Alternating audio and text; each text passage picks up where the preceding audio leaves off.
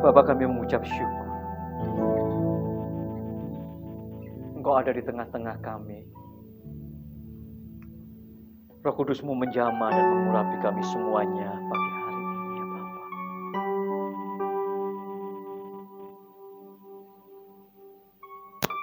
Kami menyediakan hati kami dan telinga kami untuk mendengarkan Bapa berbicara dan berfirman kepada kami. Kami membutuhkan firman-Mu, ya Bapa. Kami membutuhkan firman-Mu agar kami sungguh-sungguh hidup. Dan kami mohon saat ini, kami bersatu hati, kami memohon kepada-Mu. Nyatakanlah isi hati-Mu. Nyatakanlah firman-Mu di tengah-tengah kami. Kiranya Bapa menaruh perkataan Bapa di dalam mulut anak-Mu ini.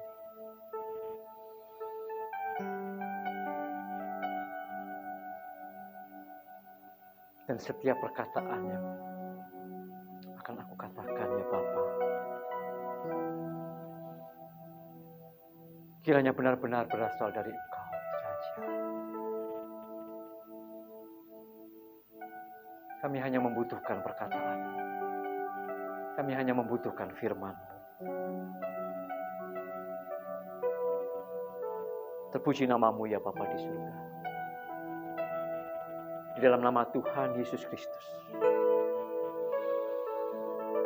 kami siap mendengarkan firman-Mu. Haleluya.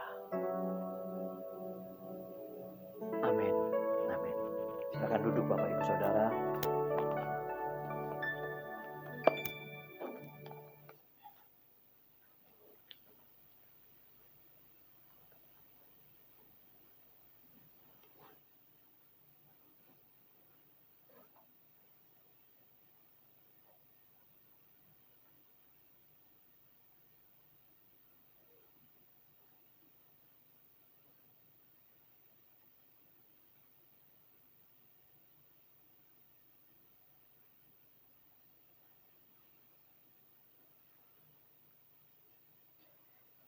Baik, puji Tuhan.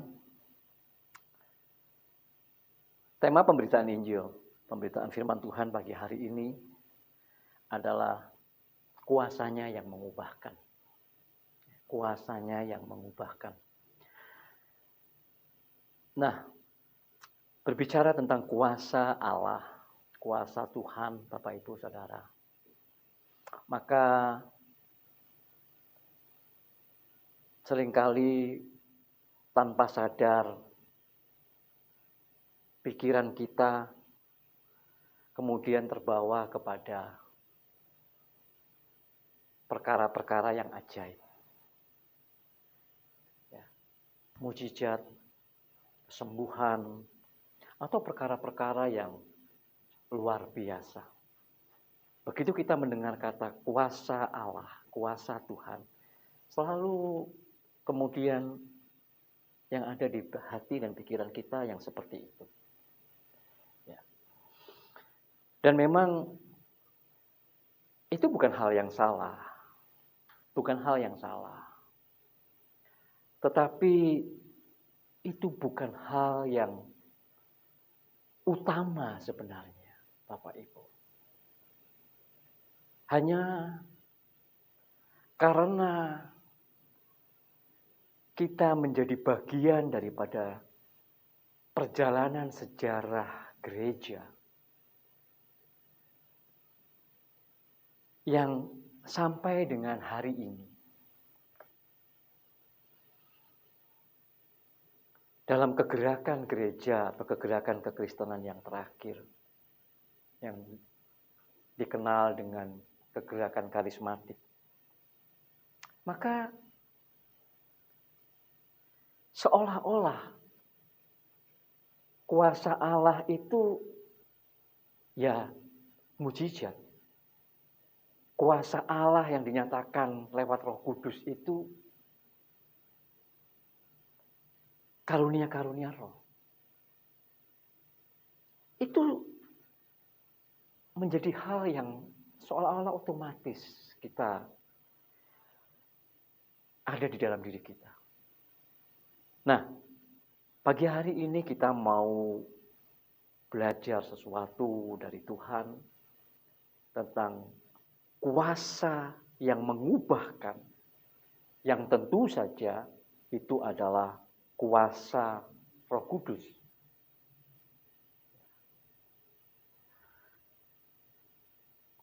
Memang sejarah gereja mencatat beberapa kegerakan terjadi di dalam kekristenan. Ya. Setelah hampir 300 tahun lebih kekristenan mengalami penindasan. Dan baru pada tahun 313 ketika Kaisar Konstantin mengeluarkan sebuah dekrit yang dikenal dengan dekrit Milan, maka baru orang-orang Kristen dan kekristenan bisa diterima. Bahkan bukan cuma kemudian diterima, tetapi ketika kemudian Kaisar Konstantin menjadi Kristen, maka orang-orang Kristen, kekristenan, pemimpin-pemimpin Kristen menjadi kelompok yang terhormat. Dan Kristen menjadi agama negara. Bahkan menjelang tahun 500-an, kekristenan tanpa harus melalui peperangan, tanpa harus melalui pedang, berhasil mengkristenkan Eropa. Tapi situasi itu, sebuah era baru yang seperti itu, ternyata justru membuat kekristenan memasuki satu masa yang di dalam sejarah gereja dicatat sebagai masa kegelapan. Sampai 1000 tahun. Sampai 1000 tahun. Sampai munculnya kemudian Tuhan memunculkan tokoh-tokoh gereja yang kemudian pada puncaknya Tuhan memakai hambanya, Martin Luther, dengan gerakan reformasi. Kembali kepada anugerah, hanya karena anugerah, hanya karena iman. Kembali kepada otoritas Alkitab, sola gratia, sola fide, sola scriptura. Dan sejak itu kemudian catatan sejarah gereja mencatat bahwa mulailah terjadi beberapa kegerakan tahun 1901, 1906, gerakan Pentakosta, pencurahan Roh Kudus di Azusa Street yang berlangsung puluhan tahun bahkan sampai kemudian muncul yang terakhir di tahun sekitar 1400-an akhir 1500-an, kegerakan karismatik. Tapi melalui kegerakan-kegerakan yang Tuhan sudah kerjakan itu, Bapak Ibu Saudara, memang Tuhan memulihkan gerejanya. Tuhan membawa kembali gerejanya kepada rel yang benar. Khususnya pekerjaan Roh Kudus yang memang harus berlangsung di dalam kehidupan umat percaya, di dalam kehidupan gereja. Sehingga kemudian terjadi pencurahan Roh Kudus dan disertai dengan tanda-tanda berbahasa lidah, karunia-karunia roh, bahkan dengan mujizat-mujizat. Tapi sayangnya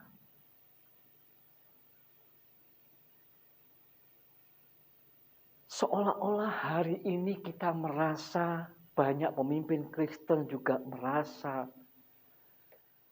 kegerakan Tuhan itu, kegerakan yang kemudian selalu dengan rohnya yang kudus itu, dengan kuasa Roh Kudus itu,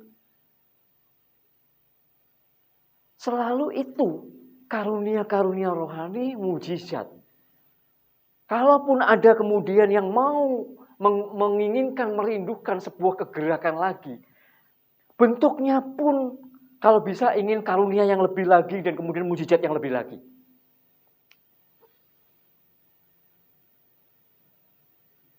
Ini sebuah hal yang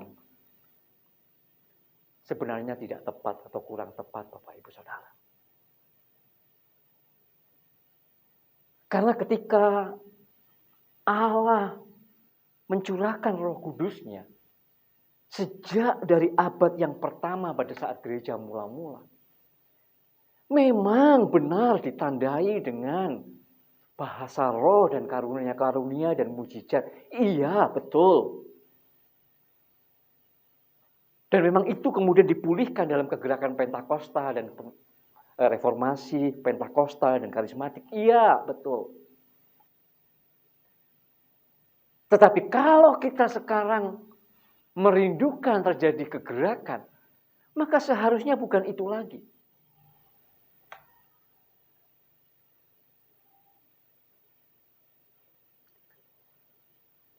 Kuasa yang mengubahkan, kuasa Roh Kudus itu seharusnya bisa dipahami bahwa kalau kita bicara tentang bahasa lidah, karunia-karunia roh, mujizat, itu kuasa Roh Kudus baru pada tataran ini loh.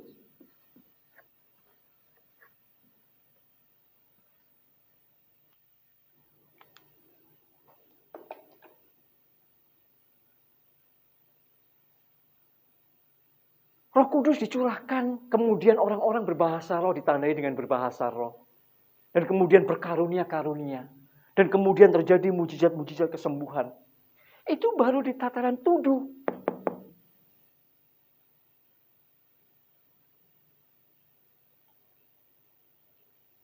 Padahal, kalau kita membaca, Bapak Ibu Saudara, di dalam Lukas 24, ayatnya yang ke-49, Lukas 24 ayatnya yang ke-49, Bapak Ibu. Saya ditampilkan. Kita bisa membaca di sana. Dan aku akan mengirim kepadamu apa yang dijanjikan Bapakku. Tetapi kamu harus tinggal di dalam kota ini sampai kamu diperlengkapi dengan apa? Kekuasaan dari tempat tinggi. Dan kemudian pada Kisah Rasul 1 ayatnya yang keempat dan ke-8. Kisah Rasul 1 ayat keempat. Dan ini kemudian digenapi di dalam Kisah Rasul 1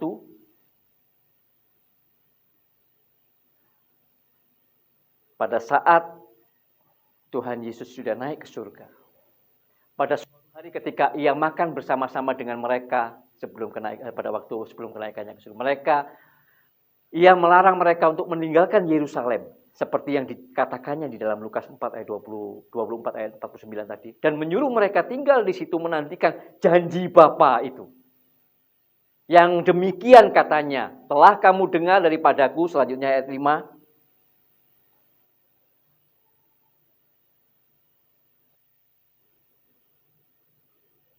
Sebab Yohanes membaptis dengan air, tetapi tidak lama lagi kamu akan dibaptis dengan Roh Kudus. Inilah janji Bapa, kuasa dari tempat tinggi. Dan di ayatnya yang ke-8, Kisah Pasal Rasul 1 ayat 8, Bapak Ibu Saudara. Kamu akan menerima kuasa kalau Roh Kudus turun ke atas kamu, dan kamu akan menjadi apa, Bapak Ibu? Apakah di sana tertulis dan kamu akan berbahasa lidah, berkarunia-karunia Roh Kudus, dan kamu akan membuat mukjizat?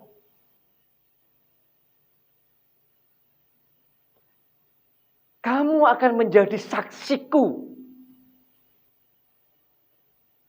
di Yerusalem, di Yudea, di Samaria, bahkan sampai ke ujung-ujung bumi. menjadi saksi. Ini yang hampir-hampir tidak pernah dibedah, diajarkan, disampaikan. Dan kemudian gereja memperlengkapi umatnya untuk sungguh-sungguh menjadi saksi.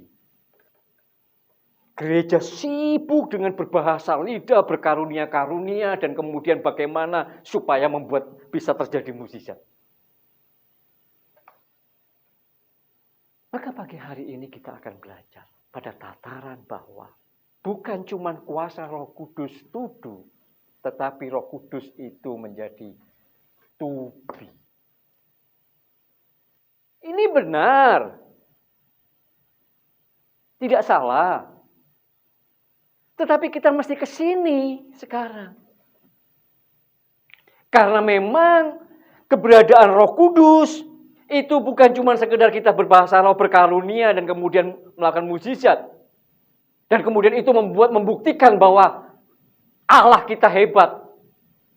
Allah kita heran. Allah kita berkuasa. No. Allah kita kan bukan Allah yang gila hormat. Bukan Allah yang harus kita buktikan kuasanya dengan mujizat-mujizat.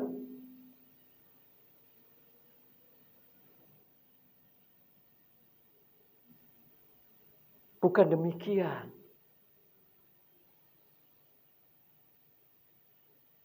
Bahkan kalau kita melihat di dalam Alkitab, ketika orang-orang Kristen mula-mula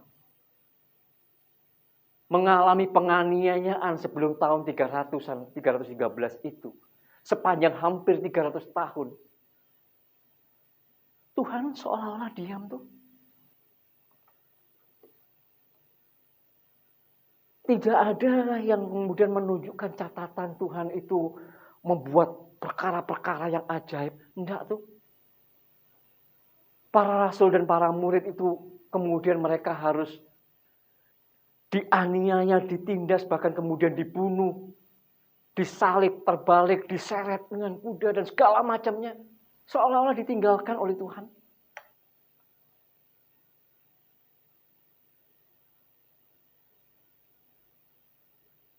Maka hari ini kita sudah mulai harus bisa bergerak lebih lagi. Kuasa yang dari tempat tinggi, kuasa yang mengubahkan, kuasa Roh Kudus itu. Jangan hanya kemudian membuat kita bisa berbahasa roh.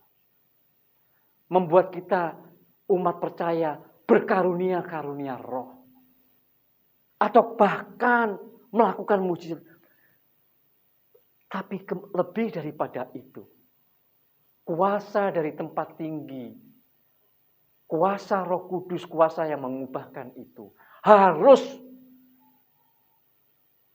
menjadikan kita menjadi saksi Kristus. Dan menjadi saksi Kristus itu Bapak Ibu, sekali lagi bukan dengan bahasa roh, bukan dengan karunia-karunia roh, bukan dengan mujizat.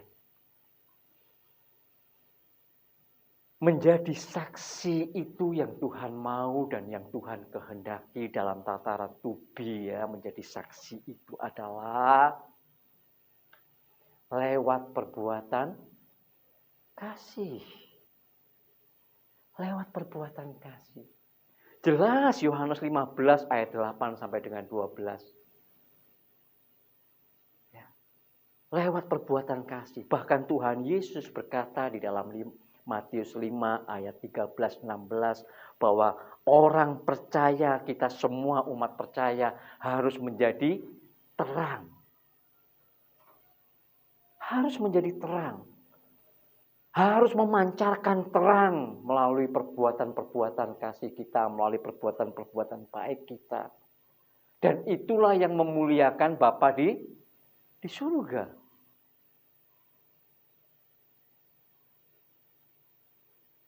Itu yang harus hari ini dikerjakan oleh orang percaya.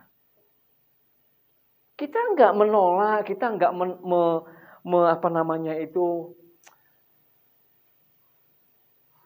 menentang bahasa roh, karunia ataupun mujizat, tidak. Memang itu juga bagian daripada kuasa Roh Kudus. Iya. Tapi seperti yang tadi saya katakan, itu masih dalam tataran tuduh. Kita harus lebih lagi sekarang maju ke depan. Sungguh-sungguh mau menjadi saksi Kristus. Dengan perbuatan kasih, dengan perbuatan baik. Karena memang hanya kehidupan orang percaya yang memancarkan terang kasih Kristus. Itu yang bisa mempengaruhi dan berdampak bagi orang lain yang melihatnya, dan kemudian mereka akan memunculkan sebuah tanda tanya di dalam dirinya.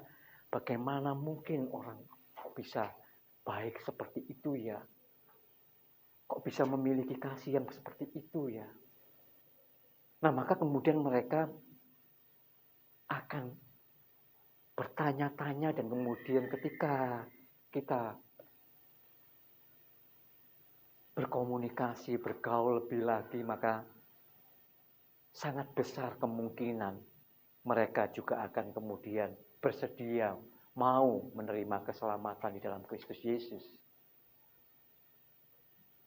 Artinya mereka kemudian juga mau diubah, berproses oleh kuasa Roh Kudus yang mengubahkan itu, sampai hidup mereka juga menjadi terang.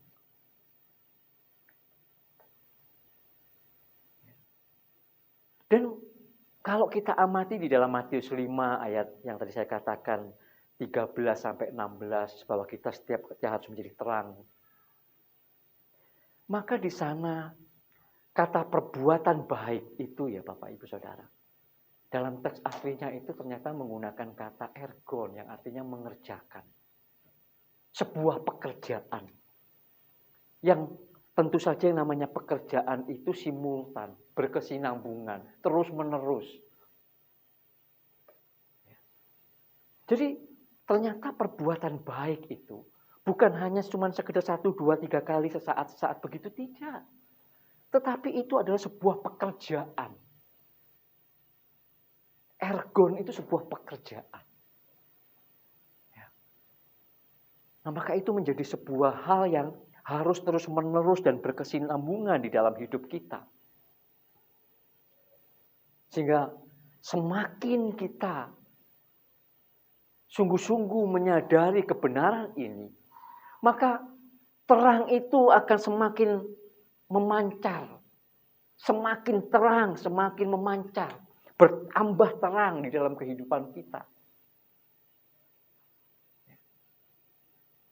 Karena memang bukan cuma sesaat, tetapi itu terus berkesinambungan sebagaimana teks yang ada di dalam Alkitab, ergon. Ya. Ini memang tidak mudah Bapak Ibu Saudara. Lebih mudah untuk kita hanya berbahasa lidah. Lebih mudah untuk kita hanya berkarunia-karunia. Lebih mudah untuk kita hanya membuat mujizat. Karena memang itu sepihak dilakukan oleh Roh Kudus. Kita menerima. Tetapi kalau kita menjadi saksi lewat perbuatan-perbuatan baik dan perbuatan kasih, kita menjadi terang di tengah-tengah dunia yang semakin gelap ini, di tengah-tengah dunia yang berdosa ini, sementara kita pun juga masih berjuang untuk bergumul lepas dari kodrat dosa ini, bertemu dengan orang-orang yang juga masih berdosa, itu memang perkara yang sangat tidak mudah, Bapak Ibu. Tetapi inilah yang seharusnya ada di dalam kehidupan kita. Bagaimana di dalam rumah tangga, suami istri, sebagai orang tua dengan anak-anak, di tengah-tengah keluarga besar, di tengah-tengah dengan masyarakat sekitar, di pekerjaan, di kantor, dimanapun kita. Ketika kita berhubungan dengan orang-orang yang berdosa. Sementara kita juga berjuang untuk lepas dari dosa. Bagaimana kuasa Roh Kudus yang mengubahkan itu? Dengan memahami kebenaran firman Tuhan ini untuk kita menjadi saksi itu. Kita sungguh-sungguh mengerjakannya hari demi hari di dalam kehidupan kita. Ini yang benar. Ini yang benar. Makanya Bapak Ibu tidak heran ketika ada begitu banyak suara-suara negatif pada kelompok-kelompok yang kita sebut katakanlah kelompok-kelompok karismatik. Ya. Yang fasih dalam bahasa lidah. Yang berkarunia-karunia. Terus fokusnya pada mujizat-mujizat. Sedikit-sedikit bilang, aku mendengar suara Tuhan. Ya kan? Maka kemudian ada kelompok yang memandang dengan agak sinis karena apa? Karena orang-orang yang berbahasa lidah, orang-orang yang berkarunia-karunia roh itu, orang-orang yang kemudian terus fokus kepada mujizat itu, hidupnya tidak menampilkan terang. Hidupnya tidak ada di dalam perbuatan kasih. Bahkan jauh lebih jahat dari orang yang bukan Kristen.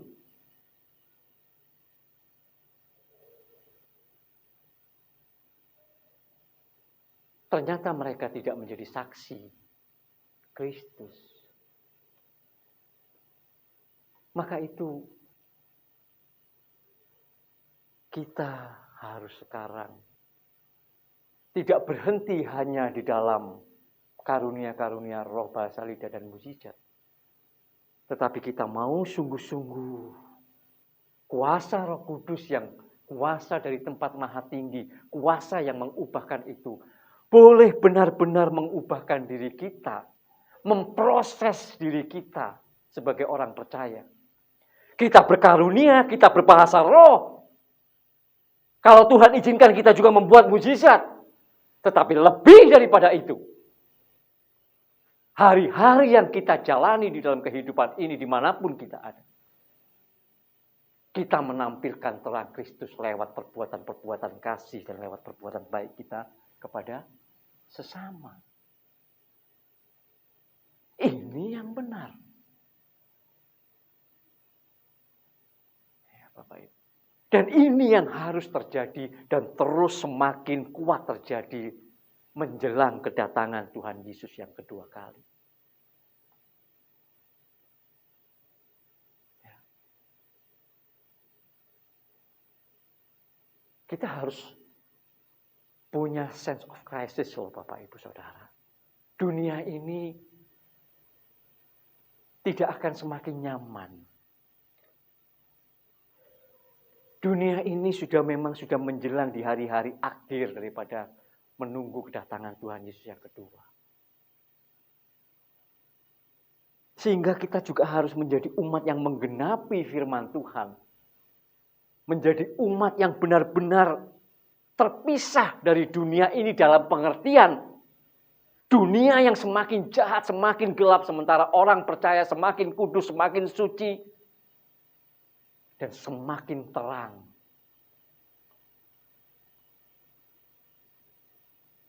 Sehingga kelihatan betul pemisahannya. Karena masa-masa ini adalah masa-masa pemisahan itu.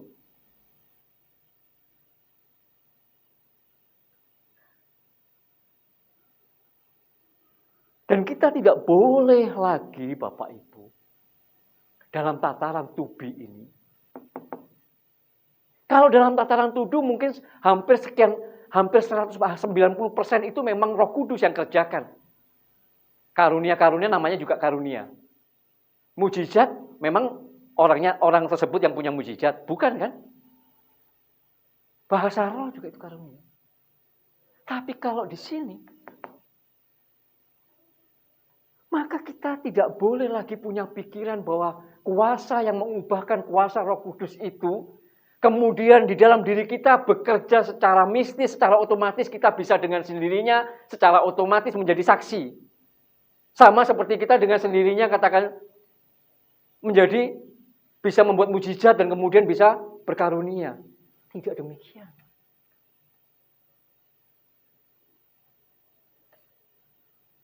Maka dalam tataran to be ini, kita harus mengerti apa yang firman Tuhan katakan, apa yang firman Tuhan tulis,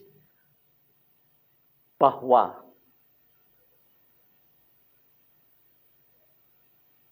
kita harus meresponi kuasa Roh Kudus itu dengan benar.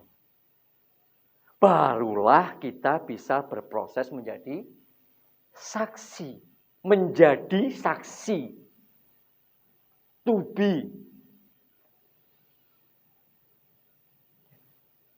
Dan menjadi saksi ini, to be ini, harus sampai pada to be like Christ.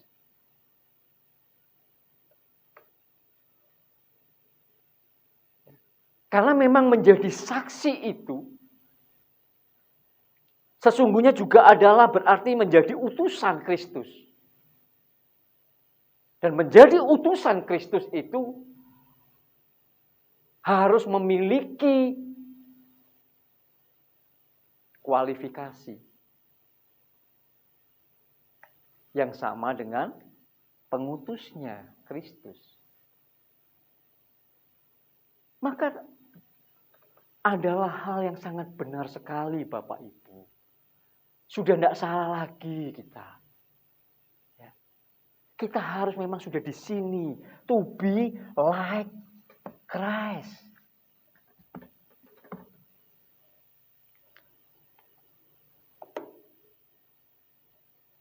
Barulah di sini kita akan menjadi saksi. Menjadi saksi yang berkualifikasi sama dengan Kristus.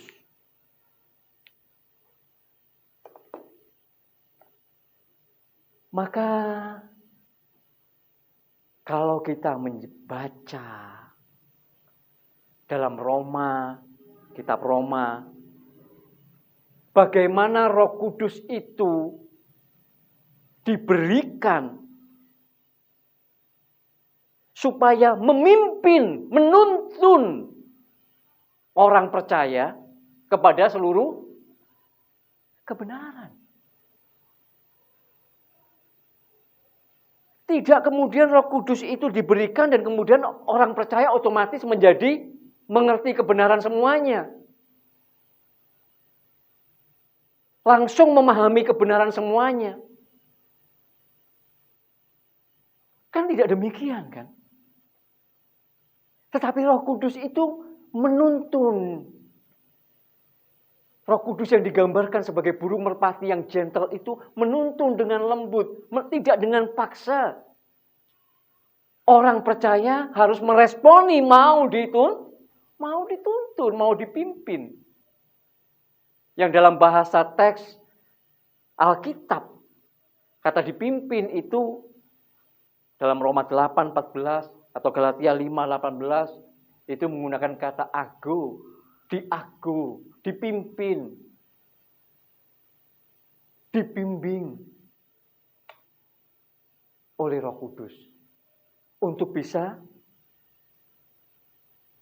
mengerti, memahami kebenaran. Nah, kalau kita bicara tentang kebenaran, Bapak Ibu Saudara, maka kita tahu bahwa di dalam kebenaran itu kan di sana ada logos dan rema. Dan Roh Kudus akan menuntun kita untuk memahami logos dan juga memahami rema.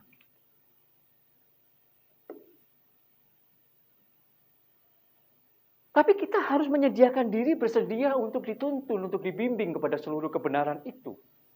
Mengerti kebenaran yang benar.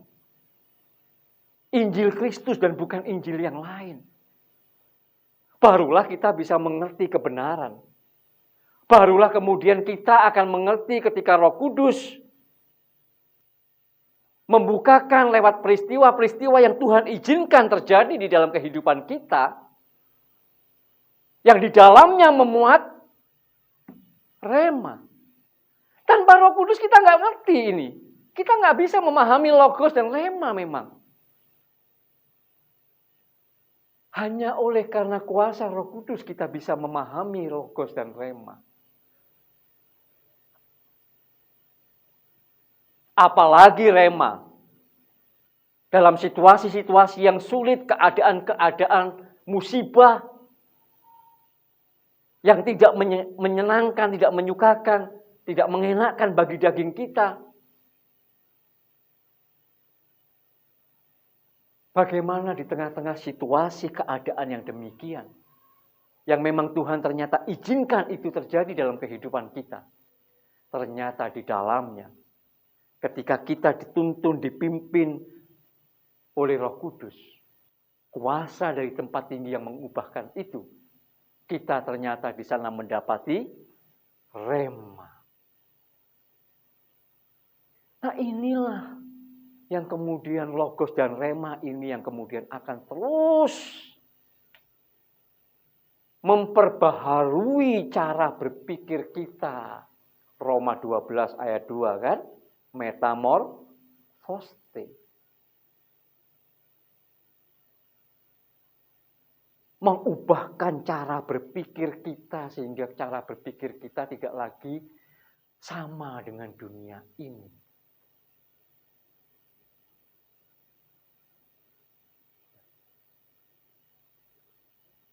Ini yang harus terjadi dalam kehidupan orang percaya, orang Kristen, umat percaya di hari-hari terakhir di zaman ini, Bapak Ibu Saudara. Ya. Tidak masalah kalau memang kita tidak bisa tidak mendapatkan karunia bahasa roh. Tidak masalah kalau kita memang tidak kemudian memperoleh karunia-karunia roh. Tidak masalah kalau kemudian kita tidak diberi karunia untuk melakukan mujizat.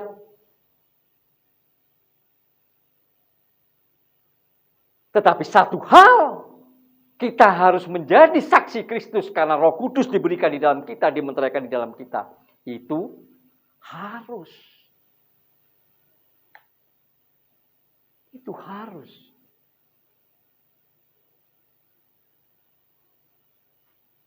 Maka pagi hari ini kita tidak boleh lagi merasa katakanlah karena ada banyak orang-orang Kristen ya, bahkan juga di kalangan pemimpin-pemimpin gereja, ada banyak orang yang merasa kalau tidak berkarunia-karunia, tidak bisa membuat mukjizat ya, itu kayak minder gitu. Padahal ukurannya bukan itu. Ukuran yang paling sahih meterai Roh Kudus ada di dalam orang percaya adalah ketika orang itu menjadi saksi Kristus lewat perbuatan kasih-Nya. Itu.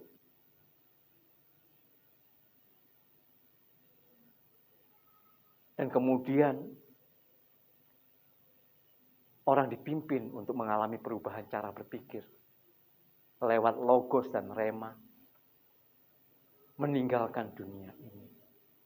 Tidak lagi sama dengan dunia ini cara berpikirnya. Sampai orang percaya yang tadi saya katakan memiliki kualifikasi seperti Kristus karena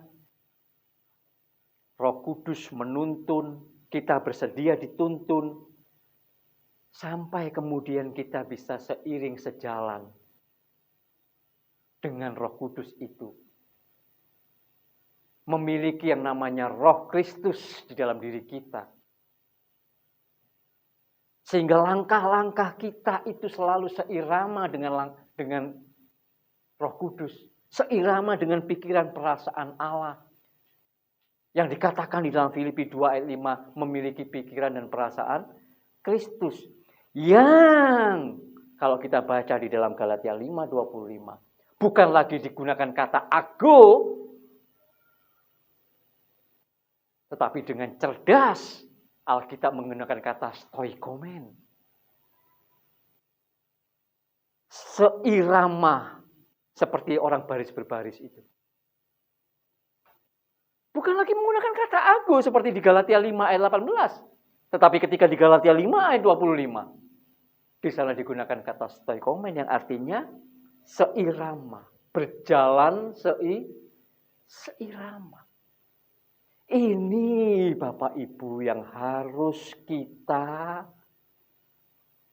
benar-benar kerjakan di dalam hidup kekristenan kita. Kalau kita adalah orang percaya, umat percaya. Dan kalau itu terjadi terus di dalam kehidupan kita sebagai sebuah pekerjaan, ergon tadi itu, maka kita akan sampai pada satu level di mana tadi saya katakan kita memiliki spirit atau roh Kristus. Roma 8:9. Dan kalau kita sudah memiliki roh Kristus itu, spirit Tuhan Yesus itu, maka hidup kita itu hanya untuk melakukan kehendak Bapa dan menyelesaikan rencana Bapa. Sama dengan Kristus. Itu yang harus terjadi. Dan di tempat ini kita bersama-sama, ayo kita belajar Bapak Ibu. Ini yang tadi saya katakan, yang saya sampaikan, bahwa perbuatan kuasa yang mengubahkan kuasa Roh Kudus, kuasa dari tempat maha tinggi itu akan memproses kita dan kita bersedia untuk diproses bersama-sama dalam perbuatan kasih menjadi semakin terang, yang semakin terang itu tidak ada di dalam ruang hampa, tetapi ada di dalam komunitas. Dan ketika kita ada di dalam komunitas, bahkan di dalam gereja saja seperti ini, bukan hal yang mudah. Kenapa? Karena masing-masing kita punya kelemahan-kelemahan yang berbeda. Yang kemudian ketika kita berinteraksi, sekalipun kita tidak ingin menyakiti, kita tidak ingin berbuat jahat kepada satu dengan yang lain, tetapi dalam interaksi kita sebagai orang yang masih di dalam dosa juga, masih belum sempurna, kita masih bisa saling berbenturan. Nah, tapi justru disitulah firman Tuhan yang mengatakan bahwa manusia menajamkan sesama. Kita sudah tidak ada ingin berbuat jahat, ingin jahatin gitu. Enggak. Tetapi oleh karena kelemahan-kelemahan kita yang berbeda yang masing-masing itu, ketika kita berinteraksi itu menjadi adanya benturan-benturan itu. Tetapi kita semua, kalau kita memahami hal ini, maka kita akan mengatakan bahwa enggak, dia tidak punya maksud jahat, dia tidak punya maksud jelek, enggak.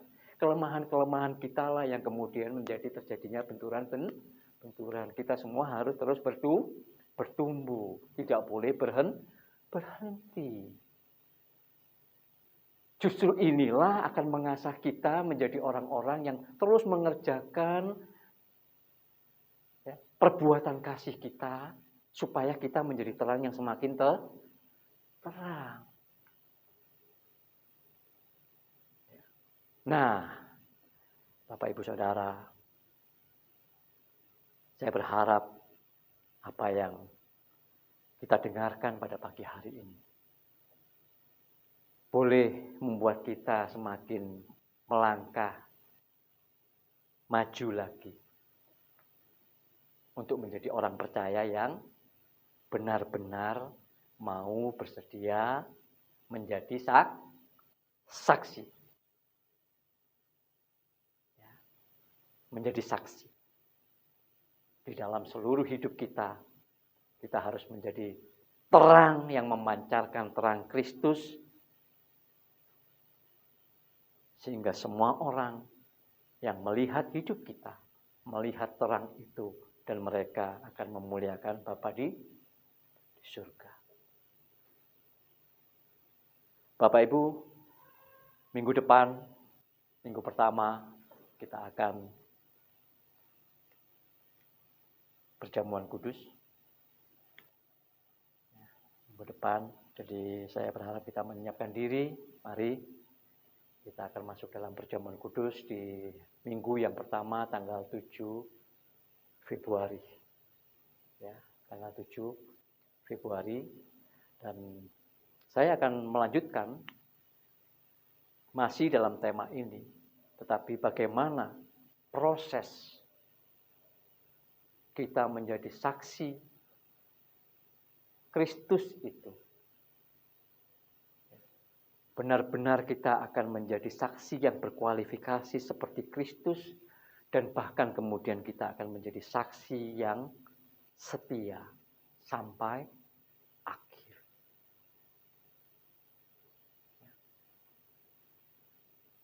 Baik, mari kita akan akhiri ibadah kita pagi hari ini.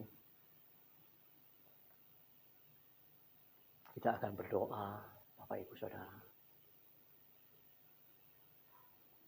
Mengucap syukur untuk apa yang Tuhan beri. Firman yang Tuhan sudah nyatakan di tengah-tengah kita. Haleluya. Glory Lord Jesus.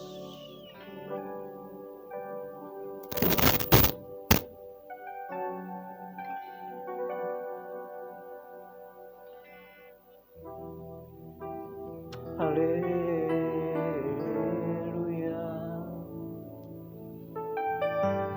Haleluya.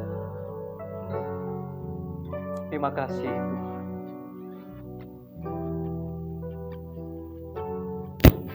Kiranya Engkau memulihkan hidup kami.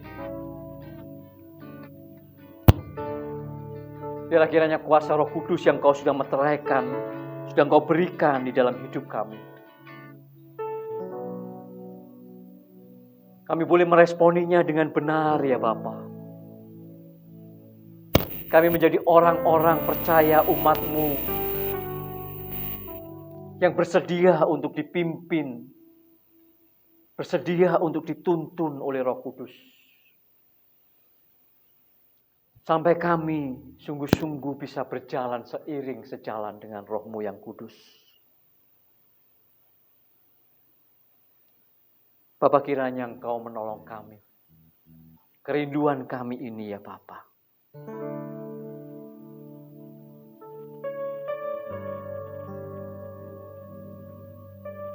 Haleluya. Haleluya Lord Jesus.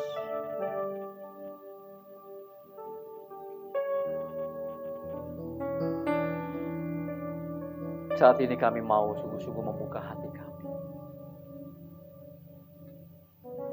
Kalau di hari-hari, waktu-waktu yang lalu,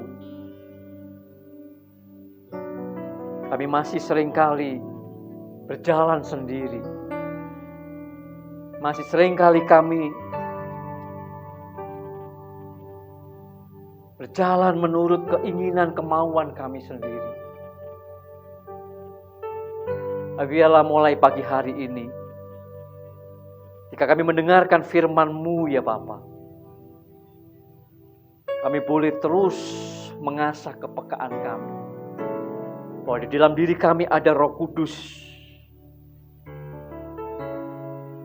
yang terus-menerus ingin menuntun dan membimbing kami untuk berjalan di dalam kehendak dan rencana-Mu.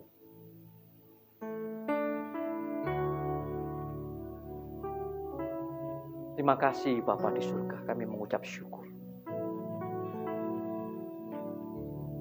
Mari Bapak Ibu Saudara kita bangkit berdiri.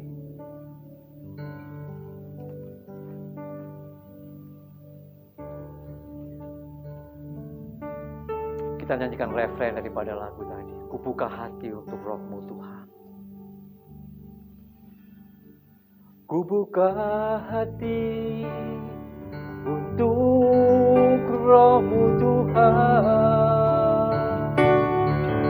Kubuka hati menyembah-Mu Yesus. Jamahlah kami, penuhi kami dengan kuasa Allah Maha Tinggi. Sekali lagi, kubuka hati untuk Roh-Mu Tuhan. Kubuka hati menyembah-Mu Yesus. Jamahlah kami, penuhi kami dengan kuasa Allah Maha Tinggi. Dengan sungguh hati kita katakan, kubuka hati Tuhan. Saat ini, pagi hari ini, di hadirat-Mu ya Bapa, kami mau membuka hati kami. Kubuka hati menyembah-Mu Yesus. Jamahlah kami, penuhi kami dengan kuasa Allah Maha Tinggi. Jamahlah kami, jamahlah kami, penuhi kami dengan kuasa Allah Maha Tinggi. Sekali lagi, jamahlah kami, jamahlah kami, penuhi kami dengan kuasa Allah Maha Tinggi. Ya Bapa di surga, kami mengangkat tangan kami. Kiranya dalam anugerah-Mu yang besar, saat ini setiap kami semuanya, baik yang ada di tempat ini maupun yang di rumah, kami sungguh-sungguh penuh dengan kuat kuasa Roh-Mu yang Maha Kudus. Dan sepulang kami dari ibadah kami ini ya Bapa, kami boleh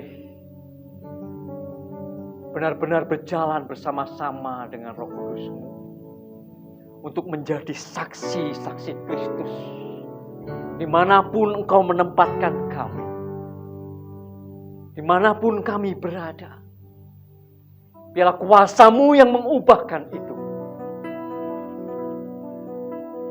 bukan hanya membuat kami berbahasa roh, berkarunia-karunia dan melakukan mukjizat, tapi biarlah kiranya kuasa Roh Kudus-Mu, kuasa dari tempat tinggi itu,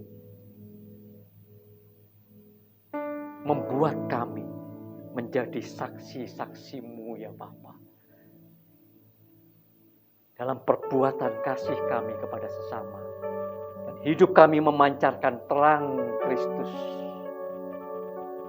Terima kasih Bapa di surga. Dan saat ini Bapa,